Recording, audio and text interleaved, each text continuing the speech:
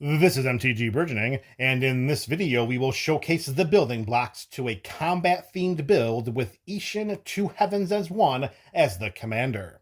Although this presentation can act as a standalone video for crafting a combat-themed EDH deck with Isshin as the commander, be sure to also look in the description of this video for links to the primer video for this series, its playlist, as well as a list of cards featured in this video.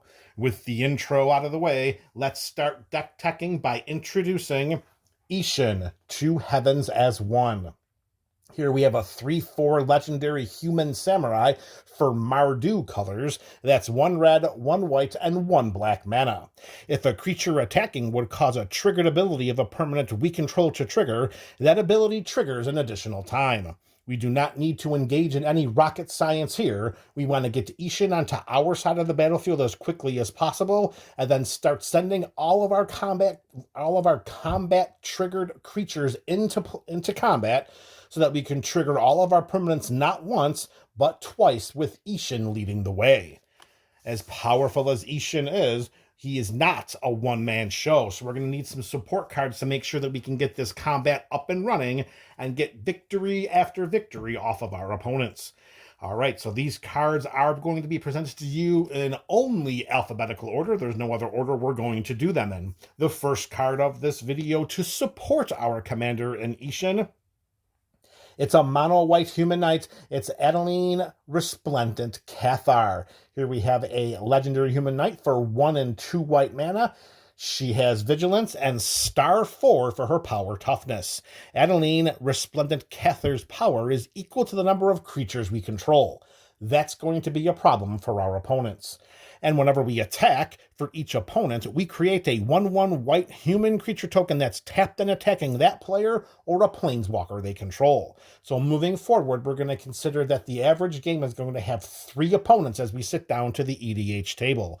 With Isshin on our side of the battlefield, if we send Adeline into play, we are creating a total of 6 1/1 white human creature tokens that are hitting the battlefield tapped and attacking.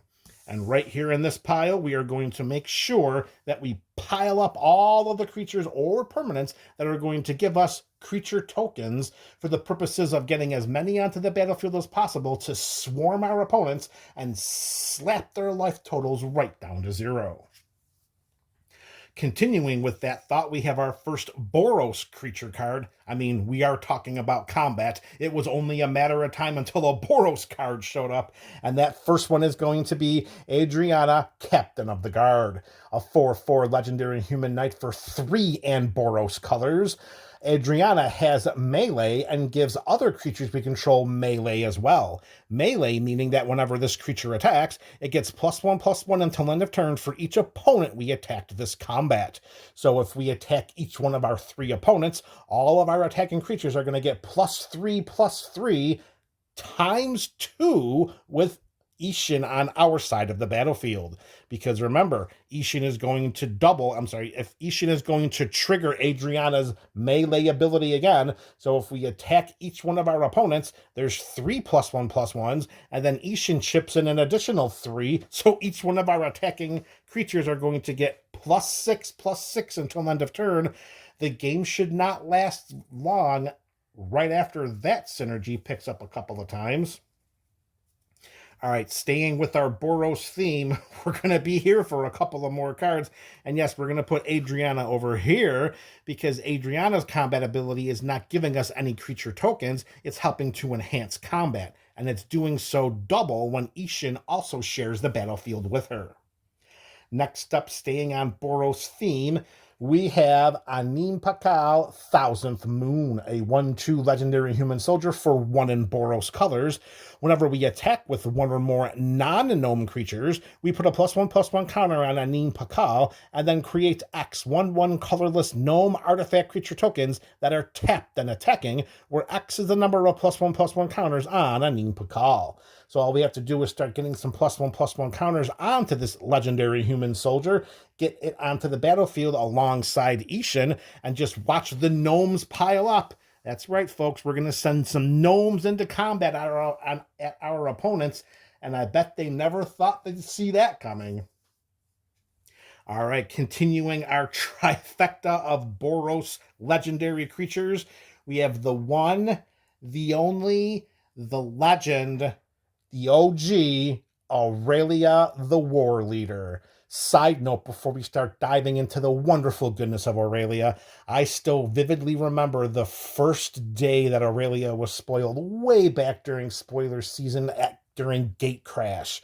And all I could think to myself is, do I want to get this pre-release card? Do I want to get this pre-release card? Aurelia and I go so far back.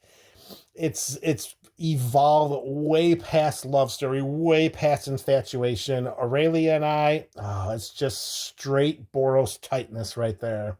All right, Aurelia is a 3/4 legendary angel with flying, vigilance, and haste for 2 red, and 2 white mana.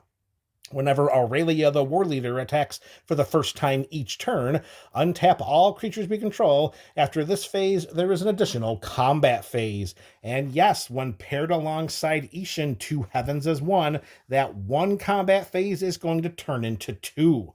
As you can already see, we're just maybe 20% of the way through this support pack for Isshin, and you can already see that our opponents are going to have a very difficult time slowing down combat. Even more true if they have Battle of Angels Tear coming at them as well. Here we have a mono white Angel Knight with flying and Myriad, a 4/4 body for 2 and 2 white mana. Whenever Battle Angels of Tear deals combat damage to a player, we draw a card if that player has more cards in hand than each other player, and then we create a treasure token if that player controls more lands than each other player. Then we gain 3 life if that player has more life than each other player. And for anyone who was unfamiliar with Myriad, is that whenever this creature attacks, we create a token of that creature, tapped and attacking each other opponent. So with Isshin, those opponents are going to be getting 2 of the Battle Angels of Tear. Now, the original Battle Angel of Tear attacking opponent number 1 is only going to get the 1, but the other 2 opponents, they're going to get 2 copies of Battle Angels. And boy, oh boy, if we have anything doubling up counters like an Adriana, Captain of the Guard, or Aurelia the War Leader with some support creatures, and then we untap with all of those Battle Angels of Tear, and then we do it all over again, I can't imagine how quick we're going to be winning games then. And plus, let's not even overlook the fact that we're going to get so many resources from the combat damage that these flying, don't overlook the fact that these are angels, so they're going to have flying, so they're going to be evasive. We're going to potentially get cards in our hand. We're going to get mana acceleration in the form of treasure tokens, and potentially some peripheral life gain. Speaking of peripheral life gain, let's introduce you to Brutal Horde Chief, a 3/3 Orc Warrior for 3 and 1 black mana. Whenever a creature we control attacks, defending player loses 1 life, and we gain 1 life. That by itself is enough to gain entrance into any Isshin deck. So that means if Isshin is in play and we have the Brutal Horde Chief, we send 3 creatures into combat. Guess what? The defending player is going to lose not 1 life, but 2 life for each creature attacking that player, and then we're going to gain the 2 life. Unbelievable. However, we're not done yet. See, we have so much Boros bleeding through this Mardu deck that it would be insane if we let our opponents just, block the way they wanted to. So we can pay 3 and any 2 combination of hybridized Boros mana and have creatures our opponents control block this turn if able, and then we get to choose how those creatures block. So maybe there's not going to be very much chump blocking going on when we have all of our creature tokens screaming right towards our opponent's life total. The Brutal Horde Chief will make sure of that. All right, so let's get back to some more wonderful life-draining, life-gaining abilities with Commissar Severina Rain, a 2/2 legendary human soldier for 1 and Orzhov colors. So we have an ability here that's called Leading from the Front. And whenever Commissar Severina Rain attacks, each opponent loses X life, where X is the number of other attacking creatures. So we're going to have a build here that has the ability to create so many creature tokens whose sole purpose is to be sent into combat. And as long as Commissar Severina Rain can go into combat with them, well, those opponents are going to lose an awful lot of life. But we're not done yet. We can pay 2 generic mana and sacrifice another creature to gain 2 life and draw a card. That could be a nice way to, utilize our creature tokens for something other than just combat. If we're running low with cards in hand and need to find some answers, well, with enough mana, we have the sacrificial tokens needed. We'll start sacrificing them and get Isshin some more cards with which it can synergize. All right, next up, we're sticking with our combat enhancement cards with Fervent Charge. This enchantment costs 1 in our Mardu colors, and whenever a creature we control attacks, it gets +2/+2 until end of turn. And of course, if Isshin is on our side of the battlefield, that's going to be an additional +2/+2, which for all the mathematicians out there, the MTG Burgeoning community, that's going to result in a +4/+4. All right, next up we have, this is going to be a real nice pair. If we can pull this off, it should be something that is just straight up gravy. Let's begin with Hanweir Battlements. Here we have a land that taps for colorless mana, or we can pay a red mana and tap it to have target creature gain haste until end of turn. Not bad, especially in a combat deck. We can also pay 3 and 2 red mana, and if we both own and control Hanweir Battlements and a creature named Hanweir Garrison, we exile them and then mold them into Hanweir the Writhing Township. So with that little bit of foreshadowing in mind, the next card we're going to preview is the Hanweir Garrison, a 2/3 human soldier for 2 and 1 red mana. Whenever it attacks, we create 2 1/1 red human creature tokens, and we create them and put them onto the battlefield tapped and attacking. And of course, if Isshin is on our side of the battlefield, we're going to create 4 of those tokens instead. We'll have 4 1/1 red human creature tokens. Now, if we have the Garrison and the Battlements on our side of the battlefield, and we decide to pay the 3 and 2 red mana to exile them and then meld them together, which, note, it does not have to be done as a sorcery, so we could do this at any point during the game. Let's just say that we do, and then we meld them together to create Hanweir the Writhing Township. So now we have created a 7/4 Eldrazi Ooze with Trample and Haste, and whenever Hanweir the Writhing Township attacks, we create 2 3/2 colorless Eldrazi horror creature tokens, tapped and attacking. And once again, if our lovely Isshin is on our side of the battlefield as well, then those are going to be 4 of those 3/2 colorless Eldrazi horror creature tokens instead of 2. That is game ending.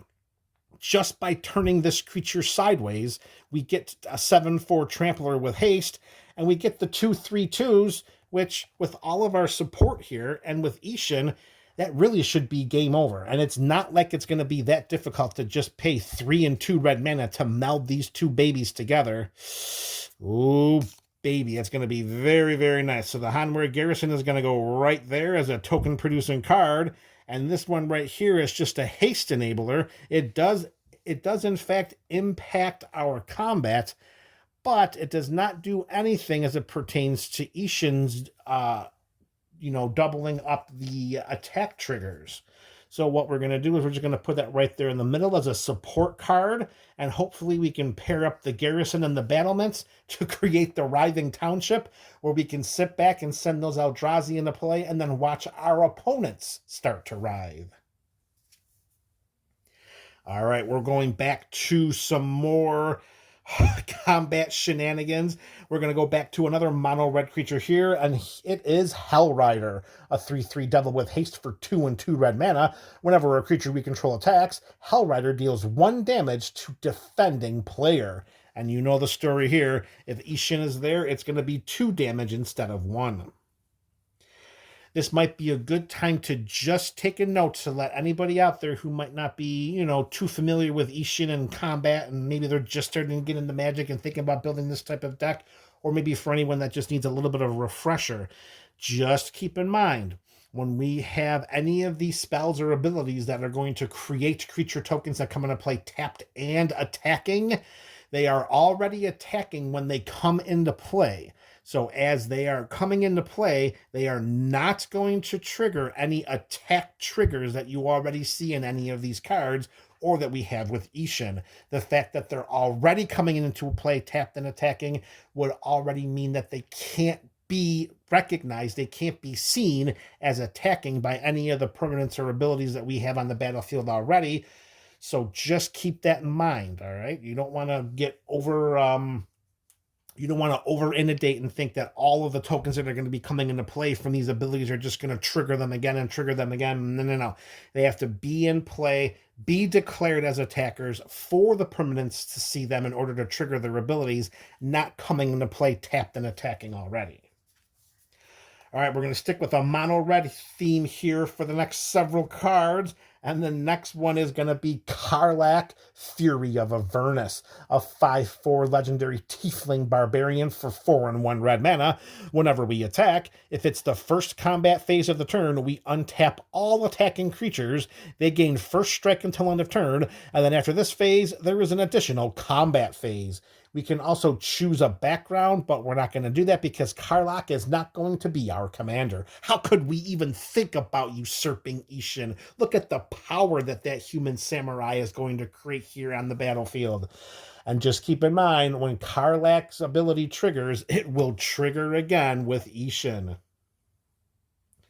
Our next mono-red creature is going to give us some more creature tokens, and that could be the one and the only Krenko Tin Street Kingpin. We have a 1/2 legendary goblin for 2 and 1 red mana. What's up with the 2 and 1 red mana? All right, here we go. Whenever Krenko decides to attack, we put a +1/+1 counter on him, and then we create a number of 1/1 red goblin creature tokens equal to Krenko's power. Just imagine how that's going to sync up with Isshin, particularly if we are able to, think of it like this. If we have several different attack triggers all happening at the same time, we get to choose how they go onto the stack. So let's say, for example, we have, Fervent Charge. Whenever a creature attacks, it gets +2/+2, and we have Krenko going at the same time. Let's send Krenko into combat. The Fervent Charge triggers Krenko triggers. They trigger simultaneously. We put Krenko's ability on the stack first because we want that to resolve last. Then we put the Fervent Charge ability on the stack last because we want that to trigger first. So Fervent Charge triggers, it's +2/+2 to Krenko. Isshin says, let's give it another +2/+2. So now we are up to 4 +4/+4 for Krenko. Then we have Krenko's ability trigger. Krenko's going to put a +1/+1 counter on it. And then we're going to have another +1/+1 counter from Krenko. So all of a sudden, Krenko is getting 6/6, 2 of which are counters, 4 of which are just temporary boosts, but its power ends up being 7, and we're creating 7 goblins just like that. Oh, this is going to be one of the most fun decks to play. I cannot even wait. All right, another mono-red creature here. This time, it's Morag, Fury of Akum, a 6/6 legendary Minotaur warrior for 4 and 2 red mana. Each creature we control gets +1/+0 for each time it has attacked this turn. That could really add up, especially if we have any of our multiple combat phases here with Karlach or with Aurelia. That could really start to add up. That's a nice little peripheral temporary power boost, but that's not the real reason Morag is included in this build. If you can see the block of text underneath that begins with landfall, well, the rest of the text says, whenever a land enters the battlefield under our control, if it's our main phase, there's an additional combat phase after this phase. At the beginning of that combat, we untap all creatures we control. So Morag is just going to be another way in which we can get an additional combat phase, similar to Karlach and similar to Aurelia. All right, next up, we're going back to our Boros roots here for the next couple of cards. And our next edition is Othari, Sun's Glory, a 3/3 legendary phoenix with flying, lifelink, and haste for 3 in Boros colors. Whenever Othari attacks, we get an experience counter. Then we create a 2/2 red rebel creature token that's tapped and attacking for each experience counter we have. Whew, baby, just think about that. This has haste, so it can hit the ground running. It really curves very nicely after Isshin with a 5 mana value to Isshin's 3. So we get something into play before Isshin. We get Isshin into play. We cast something for 4. Othari hits the battlefield with its mana curve of 5. Maybe we get it into play a turn early. Who the heck knows? And then we send it into combat. It's going to trigger Isshin. We're going to get 2 experience counters, and then we're going to create 2 of those red. We're going to create 2 of those 2/2 red rebels. I was going to say we were going to create 2 of those red 2 rebels. 2/2 red rebels. All right, very good. And then we can also pay 2 and Boros colors and tap an untapped rebel we control to return Othari from our graveyard to the battlefield tapped. That may not seem like it's a big deal, but those experience counters are not going to leave.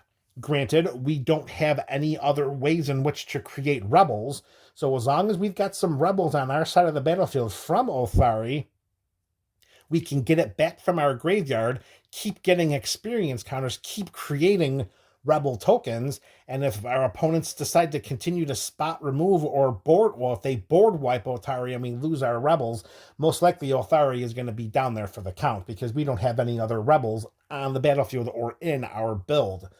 But if they decide to just spot remove Othari, it's going to be real easy for us to get it back.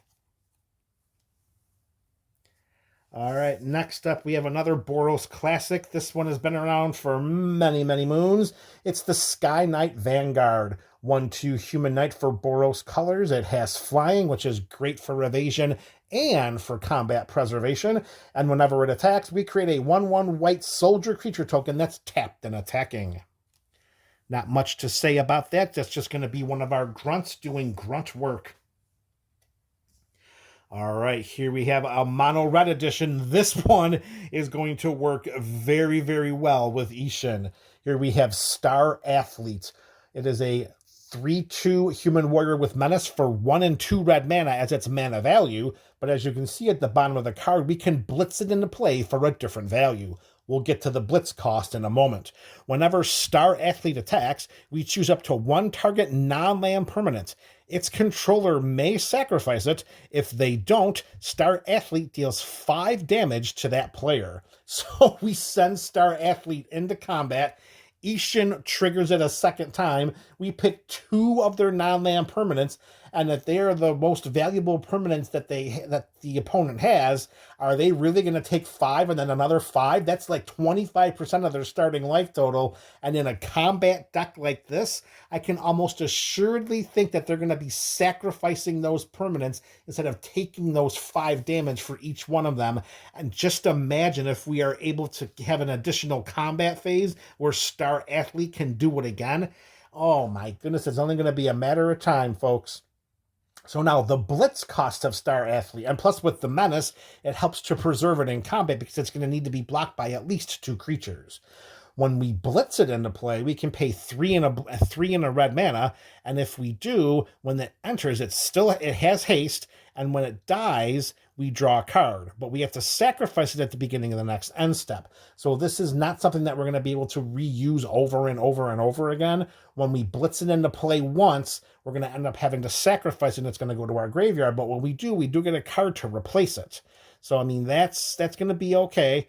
If it dies during combat, we still get the card too, one way or another. If we blitz it into play, unless it gets exiled, of course, then, well, we're going to make sure that we replace it with some other card.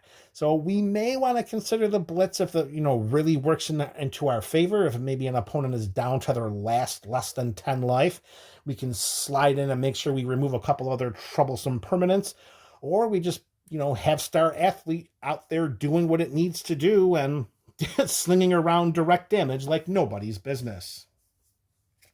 All right, we're down to our last couple cards here, and surprise, surprise, they're both Boros cards.